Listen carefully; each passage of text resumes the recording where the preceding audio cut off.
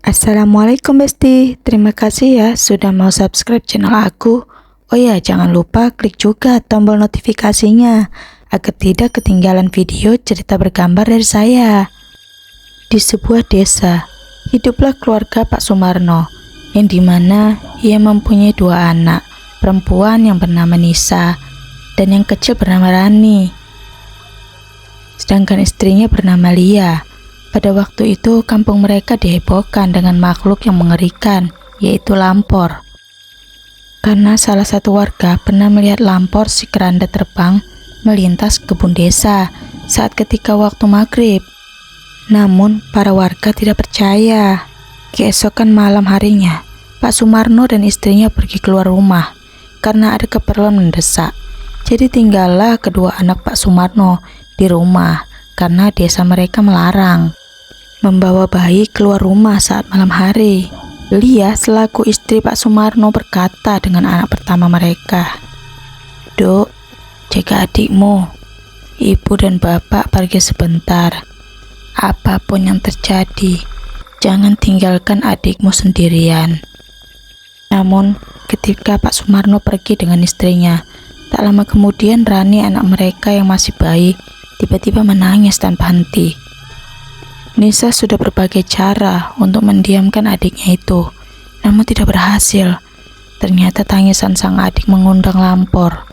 Tiba-tiba pintu rumah mereka terbuka sendiri dan hembusan angin yang kencang. Makhluk lampor itu masuk ke rumah Pak Sumarno. Karena Nisa takut, ia pun pergi untuk bersembunyi. Karena saking takutnya, ia pun lupa untuk membawa adiknya. Dan ia melihat lampor itu membawa pergi adiknya. Nisa menangis karena tidak bisa berbuat apa-apa. Ketika Pak Sumarno telah sampai rumah, ia melihat rumah mereka berantakan dan anaknya yang paling kecil tidak terlihat.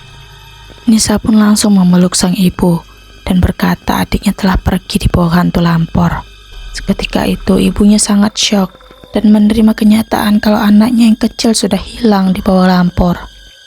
Dari kejadian itu, warga desa pun percaya adanya makhluk lampor. Selang beberapa hari kemudian, salah satu rumah warga diteror oleh lampor dengan mengetok-ngetok pintu rumah mereka di tengah malam. Dan keesokan harinya, salah satu warga tersebut dinyatakan meninggal dunia karena ia membuka pintu saat lampor sedang meneror rumahnya. Warga desa semakin heboh karena teror lampor semakin menjadi-jadi.